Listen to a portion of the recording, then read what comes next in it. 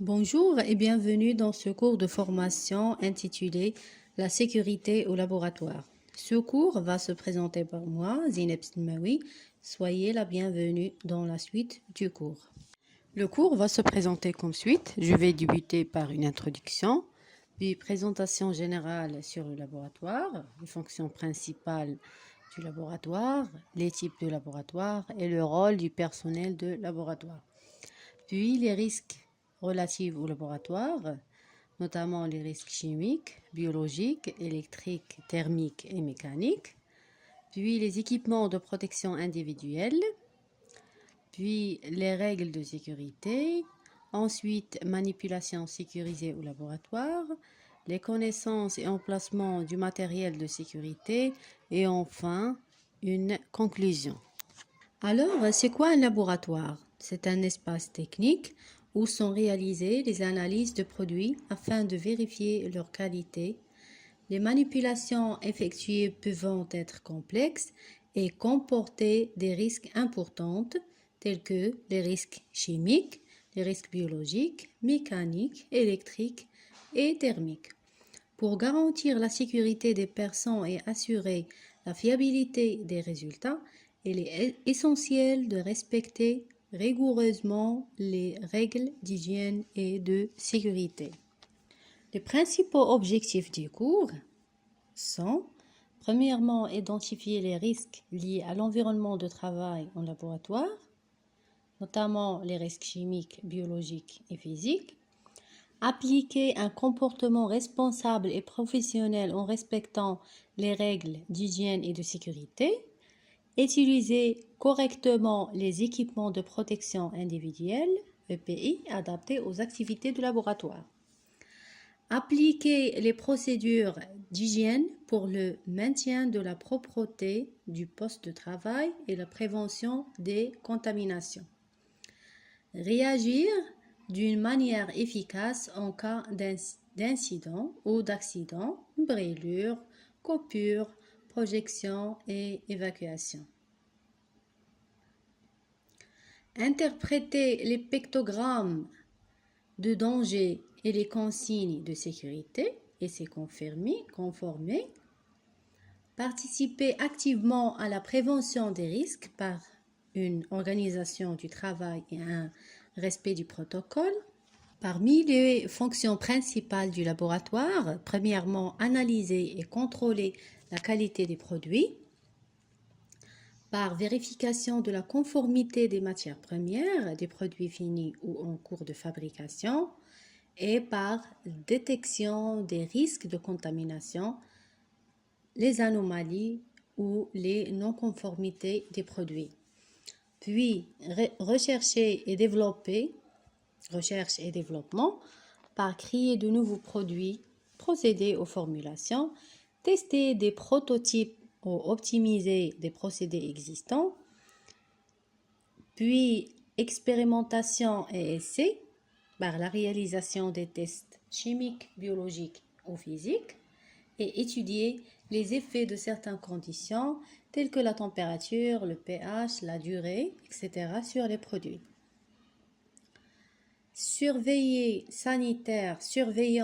sanitaire ou environnementale par contrôle de la présence de micro-organismes, de polluants ou de résidus et par l'assurance du respect des normes sanitaires et environnementales. Puis, formation et apprentissage,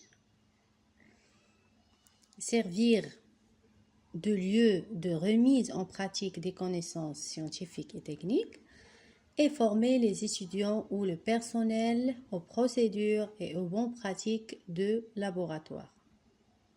Les laboratoires peuvent varier selon leur domaine d'activité, les types d'analyses réalisées et les risques associés.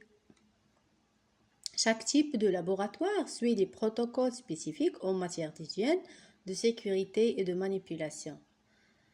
Les types de laboratoires sont les laboratoires chimiques où on effectue les analyses chimiques, qualitatives ou quantitatives, telles que les activités de dosage, titrage, spectroscopie, chromatographie, etc. Les laboratoires biologiques, ce genre de laboratoire sont spécialisés dans l'étude des micro-organismes, des cellules, des tissus vivants ou des agents pathogènes. Parmi ces activités, on trouve les cultures bactériennes, manipulation d'ADN et d'ARN et les tests microbiologiques. Les laboratoires médicaux, c'est dans ce type de laboratoire où s'effectuent les analyses sur les échantillons humains, les analyses de sang, les runes et les tissus, afin d'établir des diagnostics ou de suivi de l'état sanitaire des hommes. Les laboratoires alimentaires ou agroalimentaires, sa fonction est le contrôle de la qualité sanitaire et nutritionnelle des aliments, en déterminant les critères d'hygiène ou de sécurité des produits alimentaires. Le personnel de laboratoire joue un rôle très important dans la maîtrise de la qualité des produits effectués.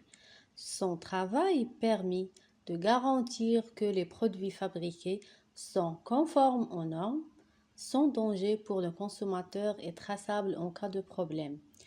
Le premier rôle du personnel est de contrôler la qualité des produits par effectuer des analyses physico-chimiques telles que la mesure du pH, taux d'humidité, taux de sel, teneur en matière grasse, ou vérification de la conformité des matières premières, des produits en cours de fabrication et de produits finis, ou par la surveillance de la qualité microbiologique, par la recherche de la présence de micro-organismes pathogènes tels que salmonelle ou listeria, et effectuer des prélèvements sur les produits, les surfaces de travail et l'environnement. Aussi, pour assurer la traçabilité par l'enregistrement des résultats d'analyse, remplissage des fiches et suivi pour chaque lot, participation à l'identification des lots en cas de retrait ou de rappel. Aussi, un rôle dans la collaboration avec les autres services par la transmission des résultats aux services concernés, services production, qualité, maintenance, et pour l'alerte en cas de non-conformité et proposer des actions correctives. Et enfin, pour respecter les règles d'hygiène et de sécurité par l'application des bonnes pratiques de laboratoire, porter des équipements de protection individuelle et nettoyer et entretenir le matériel d'analyse. Les risques en laboratoire peuvent être classés selon différents types. Premièrement, les risques chimiques. Ce sont des risques liés à l'exposition aux substances ou mélange de substances chimiques qui peuvent impacter la santé humaine ou l'environnement. Ces produits peuvent être sous forme liquide, solide ou gazeux, et certains dégagent des vapeurs ou poussières dangereuses lors de leur manipulation. Les principaux dangers associés à ce type de risque sont la toxicité, la corrosivité, l'inflammabilité, l'explosivité et la réactivité. Les mesures de prévention sont, premièrement, lire attentivement l'étiquette du produit avant toute utilisation, utiliser des produits sous-haute aspirantes si nécessaire, porter des équipements de protection individuelle adaptés, des gants, des lunettes de protection, une blouse, masque selon le type de produit manipulé. Ne jamais transvaser un produit dans un récipient non identifié. Et enfin, stocker correctement les produits utilisés. En ce qui concerne les risques biologiques, ce sont des risques correspondant à une Exposition potentielle aux agents biologiques pouvant causer des infections, des allergies ou des intoxications. Ces agents incluent les bactéries, les virus, les champignons, les parasites et les produits d'origine biologique tels que le sang, les tissus, les cultures cellulaires. Exemple de situation à risque, manipulation de cultures bactériennes ou virales, analyse de prélèvements biologiques tels que le sang, les urines, matière fécale, utilisation d'animaux de laboratoire ou de produits d'origine animale, nettoyage de surfaces contaminées, contact avec des objets piquants, coupants, souillés, les seringues, les lames, les verres brisés. Les mesures préventives relatives aux risques biologiques sont utiliser une enceinte de sécurité biologique s'il est besoin, se laver les mains avant et après les manipulations, décontamination du matériel et des surfaces après utilisation et respecter les règles d'asepsie. Pour les risques électriques, ils proviennent de tout appareil ou installation utilisant du courant électrique. Exemple, des appareils présents en laboratoire, les perchemètres, les centrifugeuses, les balances, les microscopes, les étuves. On trouve aussi les multiprises, les rallonges et les câblages. Les mesures relatives à ce type de risque sont, premièrement, avant l'utilisation, contrôler visuellement l'état des appareils, fils, prises, interrupteurs, ne pas utiliser un appareil présentant un défaut visible ou une odeur suspecte.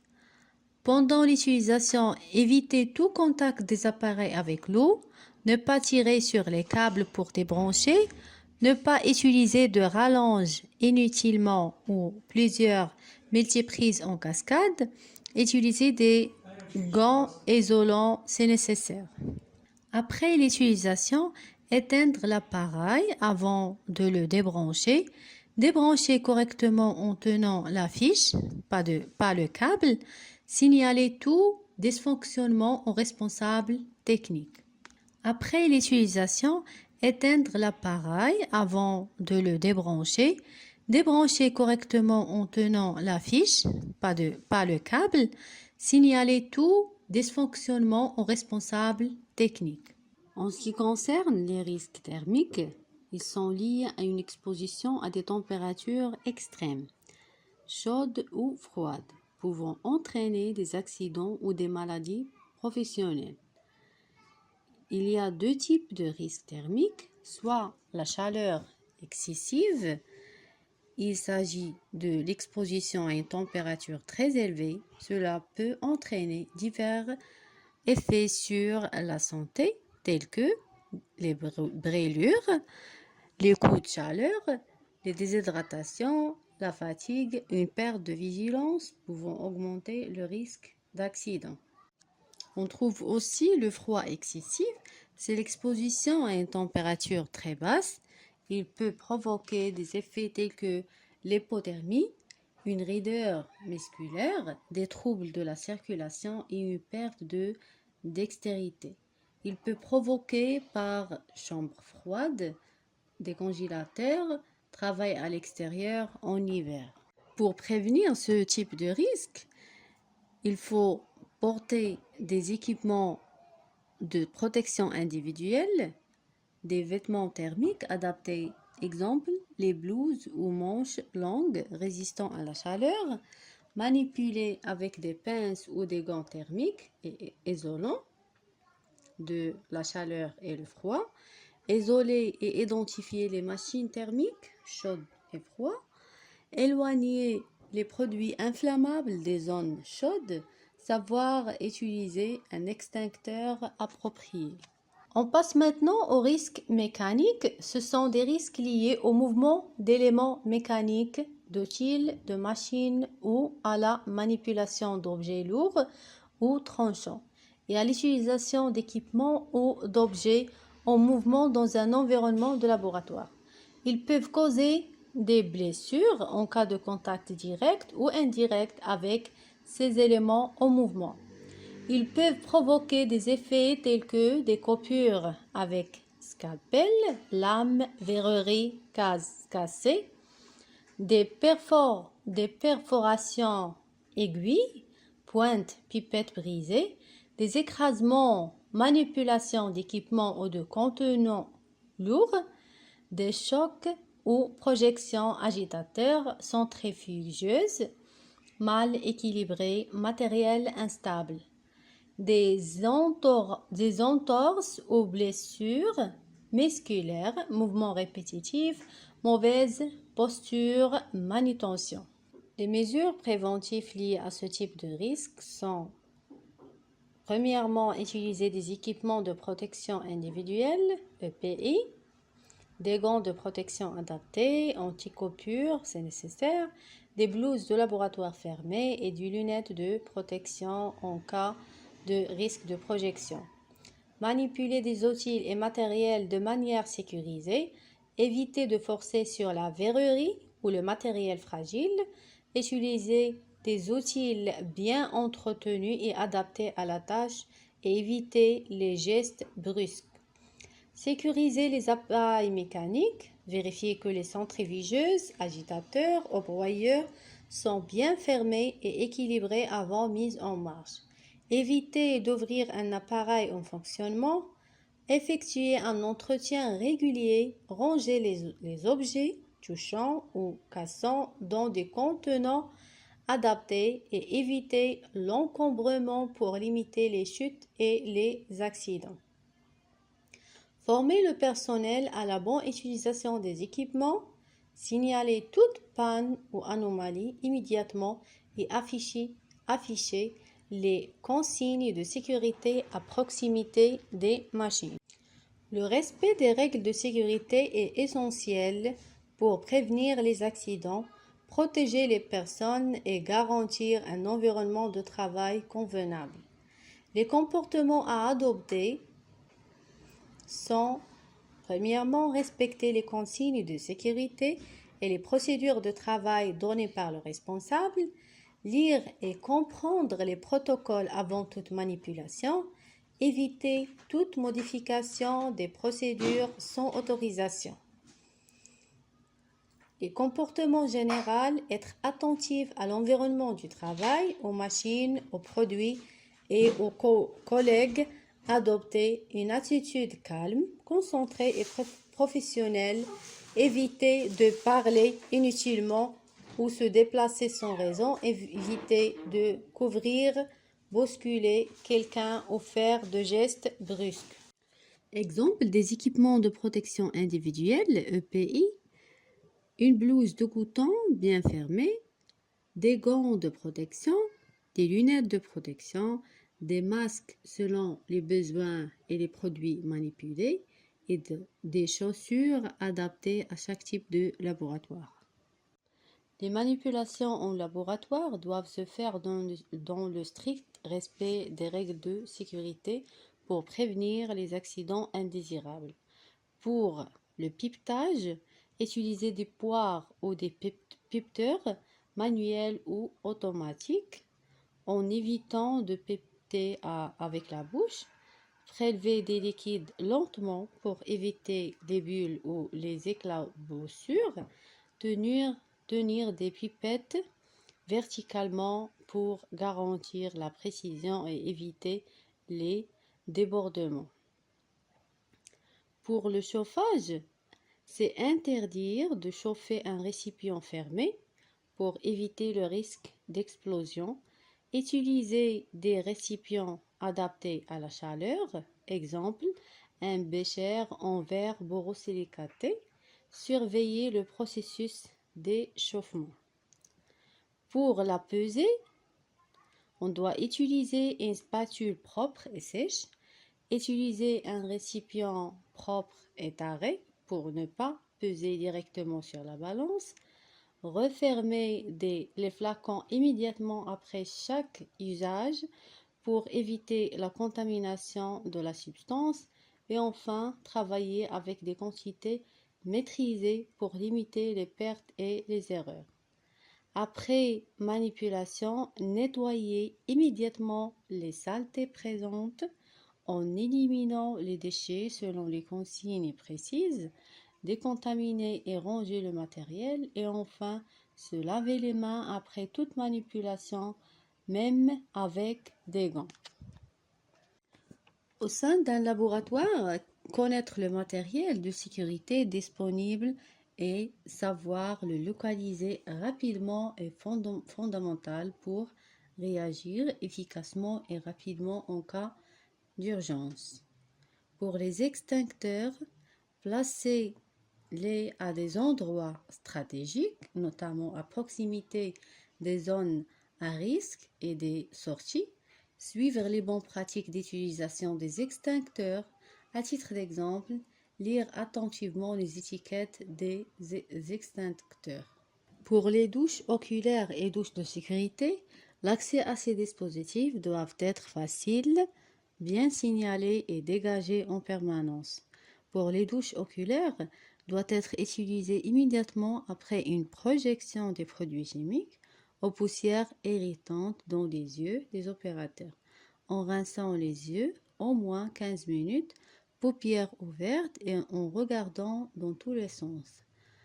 Pour les douches de sécurité, utilisées en cas de projection de substances dangereuses sur le corps ou les vêtements, en enlevant rapidement les vêtements contaminés pendant la douche.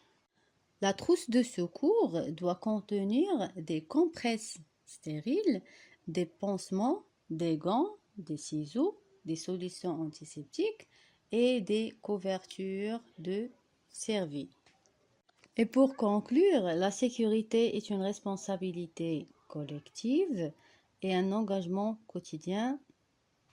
Au terme de cours, il est essentiel de retenir que prévenir les risques est toujours plus efficace que les gérer après coup. La formation, la vigilance et la rigueur sont les piliers d'une culture de sécurité durable au sein d'un laboratoire. Chacun a un rôle à jouer, que ce soit en appliquant les consignes, en signalant les anomalies ou en adoptant les bons réflexes. Adopter une démarche de sécurité au sein d'un laboratoire, c'est protéger les personnes, les biens et l'environnement, améliorer la performance et la fiabilité des activités, respecter la réglementation et les bonnes pratiques professionnelles. Merci pour votre attention.